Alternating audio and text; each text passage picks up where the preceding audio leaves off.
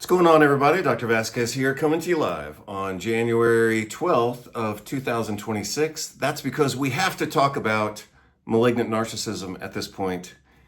And your social radar, and especially if you're a clinician or a doctor, your social radar should have already started picking up on the topic of malignant narcissism by now.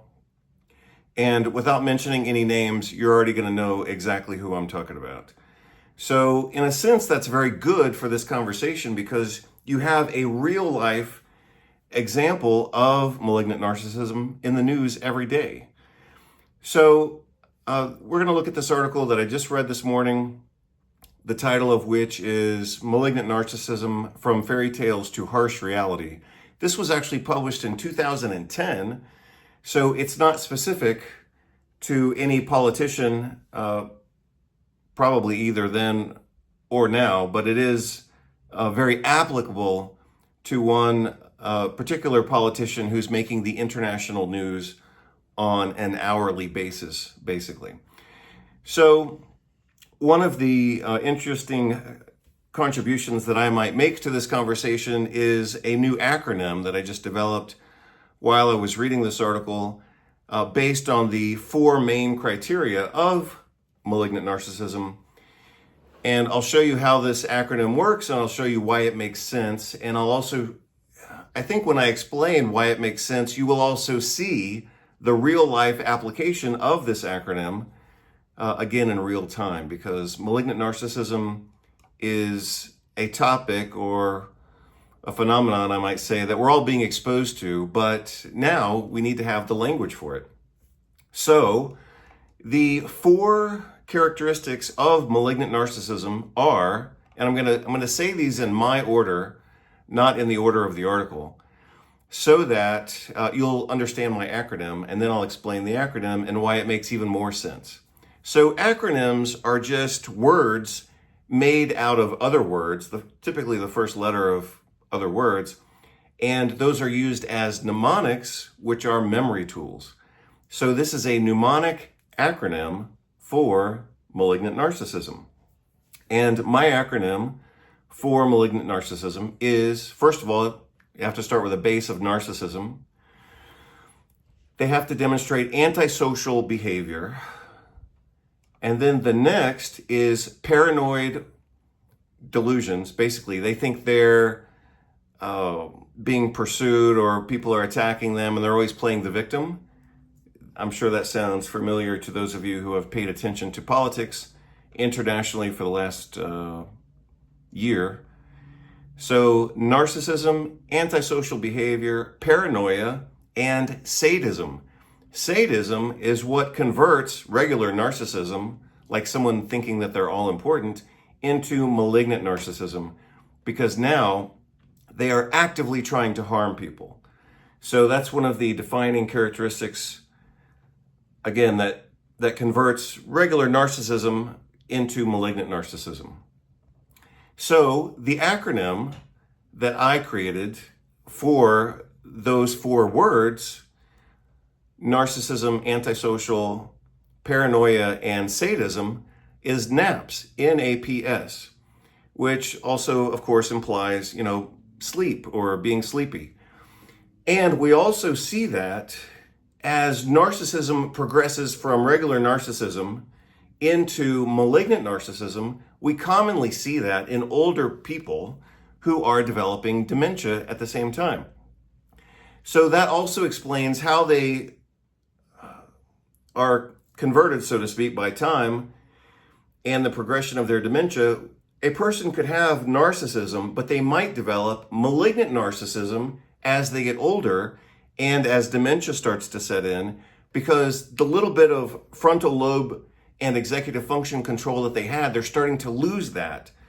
So what you would expect as a narcissist gets older and maybe has a few strokes is that, or TIAs, or just basic kind of a foundation of cerebral vascular insufficiency, you would expect them to, when they're young, go from narcissism to, when they're older, narcissism with dementia, which would also make the narcissism worse because they don't have any brakes on the system anymore.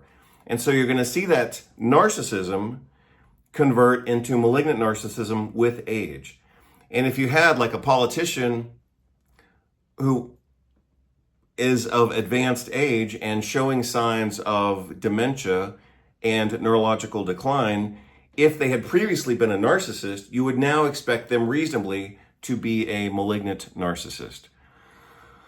So again, characteristics are narcissism, antisocial behavior, paranoia, and sadism. The acronym that I made up for that is N.A.P.S, N-A-P-S, which also correlates with the sleepiness that we see in patients as they develop dementia and their brain is basically starting to shut down.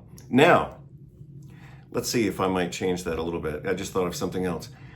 What you'll see with some politicians who have malignant narcissism is that sometimes they're very sleepy to the point of falling asleep in meetings, and then other times they're hyperactive or hyperstimulated.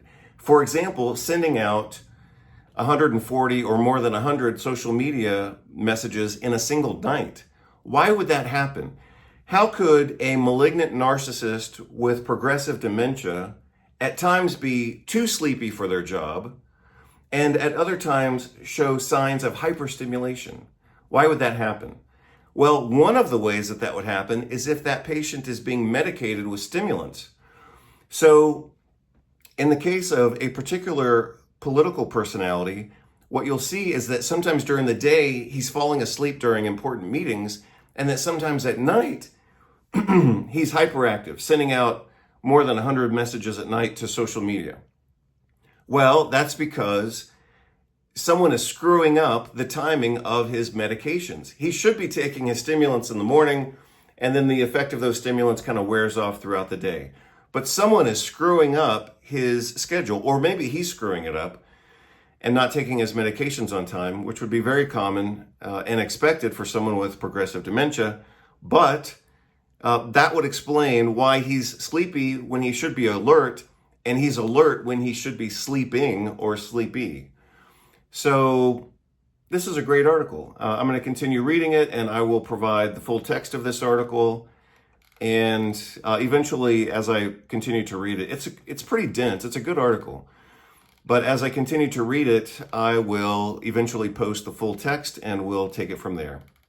So I've also collected a few social media videos, and I will, one way or another, provide you access to those, and I'll provide the original links so you can access the original videos from the original sources as well.